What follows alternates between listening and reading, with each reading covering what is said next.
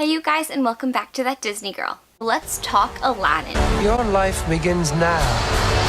A smoking blue giant? I am not a giant. I am a genie. Now the live action movie just came out, so I thought that we would do a little fun review, but before we do that, we're going to talk about the history of Aladdin, see where it came from, and how that affects the movie today.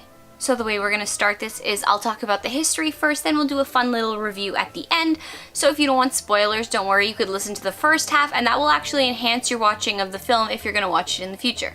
So many years ago, there was a book called The Book of 1001 Nights, aka Arabian Nights or the Arabian Nights. So basically, the point of this story is that we have our heroine and a murderous king. So the king is planning on murdering the heroine. So what the heroine does is tell this murderous king stories every single night, but always leave it on a cliffhanger so that the king will never want to kill her because he always wants to know the end of that story. So this was originally an Arabic-based text until it got into the hands of Antoine Galland. Antoine Galland translated this entire book of short stories into French, but there was a story that he added into that book that wasn't originally there, and that is the story of Aladdin and the Magic Lamp.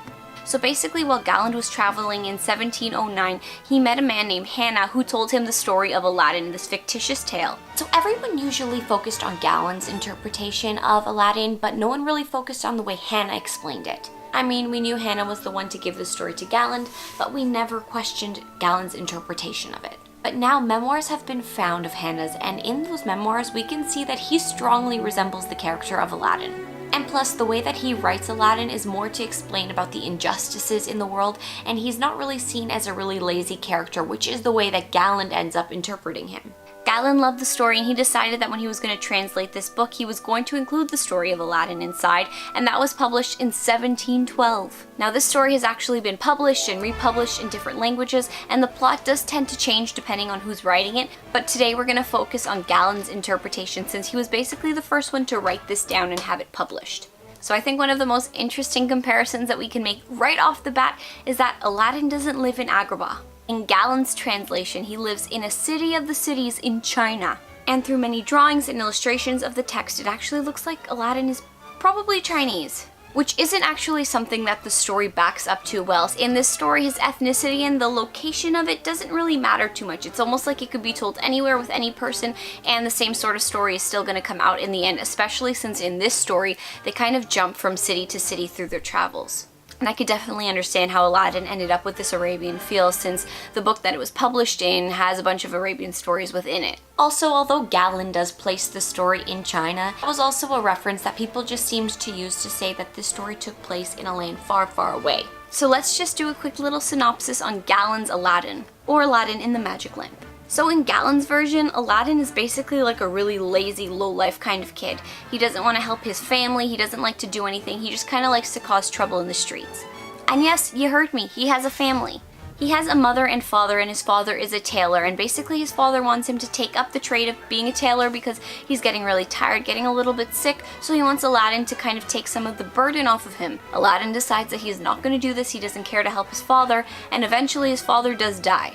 But Aladdin is definitely very poor. He does whatever he can to get some food on the table for him and his mother, and one day when he's walking on the streets, a man comes up and claims to be his uncle.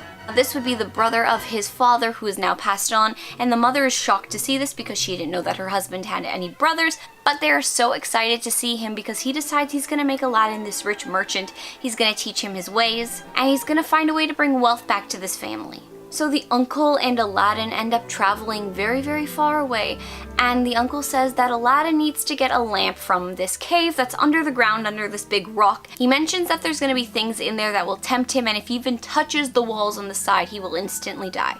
The uncle gives Aladdin a ring, and he says that that ring is going to protect him, and there's special powers within that ring. So there's this giant rock on the floor. Aladdin says, I definitely can't move that. The uncle tells him, yes, you can. You're the one who can do it. He picks it up quite easily, and he goes into the temple. So once Aladdin retrieves the lamp, he's trying to get back out of the tunnel, and he's trying to claw himself back out of it, and he needs his uncle's help. His uncle will not help him until he gives him the lamp, and Aladdin decides he doesn't want to do this. He'd rather just get his hand first, and then he'll give them the lamp after. The uncle gets so upset about Aladdin disobeying him that he sticks him right back into that temple where he is stuck. So now Aladdin is stuck in this temple. He doesn't know what this magic lamp's gonna do, and he's just freaking out. He starts rubbing his hands together, and that ring ends up shooting out a genie. So he's so distressed he doesn't even realize how weird this whole situation is, and he just asks the genie to get him out of there. And poof, just like that, they're out of the cave. Aladdin goes home to his mom and he has this lamp with him. He tells his mom, "Mom, you know what, I have this lamp, but I'm gonna sell it, we're gonna get some food." The mom says, "No way, we need to clean that lamp so that it can be worth something." And while the mom's scrubbing the lamp away, of course, a second genie pops out. Now it's important to note that the genie inside of this lamp is actually even more powerful than the genie that's inside of Aladdin's little ring.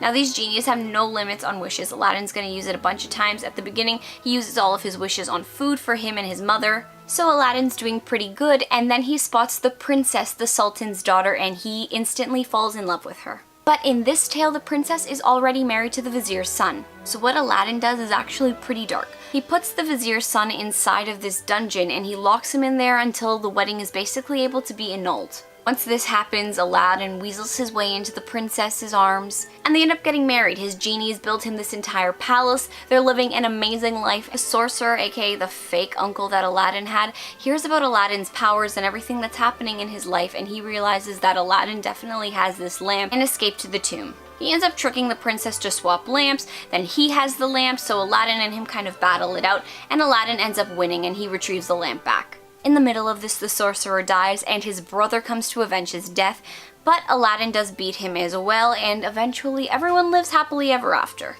And Aladdin becomes the Sultan. So before Disney even made claim on this and made the animated version, there were already 5 different animated versions of this tale that came out. There have also been 17 live actions that base their story around Aladdin, and 9 different TV shows and episodes that also follow the same idea. So it's a super popular storyline, and it's become one of the biggest fairy tales that have ever emerged, especially from this book of Arabian Nights. So now let's talk about the live action version that has just come out and see how it kind of complements the original story of Aladdin. Just to alert you, there may be some spoilers as the live action does change up the storyline from what we know just a smidge, but let's get to it. So the movie actually starts off in a really interesting way. We see the genie, which we know is Will Smith, with 2 children and another woman on a boat. And the way that they speak is a lot more classical, it's very dated, and I think that this is almost like a homage to the original text of the Arabian Nights book.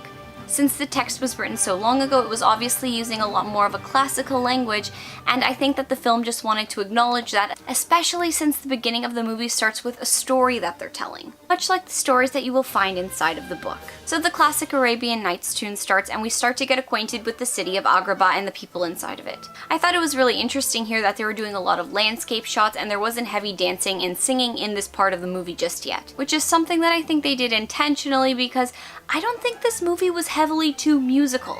I mean, there were tons of songs that were left out of the film, such as Proud of Your Boy. That's a huge song inside of the movie as well as any Broadway production, and it wasn't in the film. And when you think about it, Aladdin had one song with a couple reprises plus A Whole New World with Jasmine. Jasmine also had one song with her reprises, and the genie had 3 songs, and one of those being Arabian Nights, which he's not even featured in. It's almost like the background track that's only supporting the film. Now don't get me wrong, Alan Menken has so many scores underlying this film as it goes along, but if we're talking about heavy singing and dance numbers, they're placed in there, but they're not happening too often. But I think the important thing that happens is that when the singing and the dancing do come in, they're done very well. Some of the songs almost sound like they're a little bit slowed down. I'm not sure if you realized that, let me know in the comments if you did, but I thought that the choreography in this movie was spectacular. I'm not someone who knows too much about Bollywood dancing, but it seems like they almost took Bollywood and made it a little bit hip-hop to kind of contemporize the whole movie.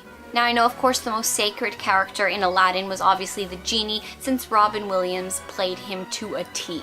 He made the character so iconic and lovable, so I was also really nervous to see how Will Smith was gonna live up to that. Especially since I was listening to the soundtrack before I saw the film, anytime that I heard a song by the genie, it felt like it still needed a little bit more of a pump. But when I finally did get to see the film, the amazing dance numbers, the CGI, the special effects that are going on, just the amount of people that are used in this scene, Will Smith actually ends up giving it the perfect amount of energy and charisma to make everything complement each other. Plus, I really like Will Smith's take on the genie. Like I said, he still has lots of charisma, he's lovable, he's super friendly, he's someone you'd want to hang around, but he's also super cool in this one. Instantly, you got that hip-hop R&B kind of vibe. It's almost like the Fresh Prince of Bel-Air.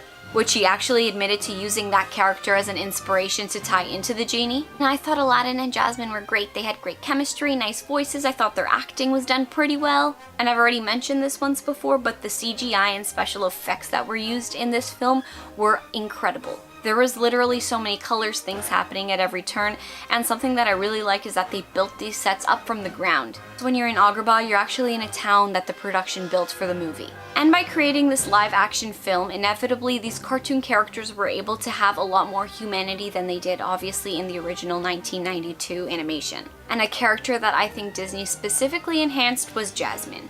Jasmine is a lot more of a go-getter. In my eyes, it's almost like this is her story and Aladdin is just in it. I love that in this version, Jasmine ends up becoming the Sultan and she's the one who's allowed to break the laws between her marrying a prince. If we think back to the animated film, that's not what happened in this one. In that one, the Sultan allowed Jasmine to marry Aladdin. And although when noted, I think that Dahlia, played by Nazim Pedrad, was my favorite character. She had amazing lines. Her delivery of these lines executed perfect comedic timing. And plus, I really love the fact that when she was written into the story as the handmaid of the princess, she wasn't her slave, she was mostly her friend, and you never really saw a huge power dynamic there. And also, let's quickly compare how the original Aladdin story that we talked about at the beginning compares to the one that we know today by Disney. So I just wanted to do this with a few characters. So in the first story, Aladdin has a ring, and in that ring lays a weaker genie than the genie that's in the lamp, but that kind of gets him outside of the cave and helps him along his journey. In my mind, if we're comparing this to the Disney version, this is almost like Aladdin's magic carpet. It definitely has magical powers, helps him out of tough situations, but it's not as great as the genie. In the original, Aladdin has his mother, and his mother's almost like his sidekick, helping him out, telling him what he can do. And to me, in translation, this is someone who's looking out for him, and that's almost like Abu. Of course, the sorcerer, his evil uncle, is Jafar. In the first one, we have a lot more villains and obstacles that Aladdin has to get through, whereas in Disney's version, we only have one main evil character. And the princess in the 1712 version, who's just seen as an object of beauty and someone who doesn't have too much wit about her, is insanely different than the princess that we see in 2019's live-action version that Disney's released. So that's it. If you've seen Aladdin, let me know what you think in the comments down below. Did you like it? Did you hate it? Were you somewhere in the middle?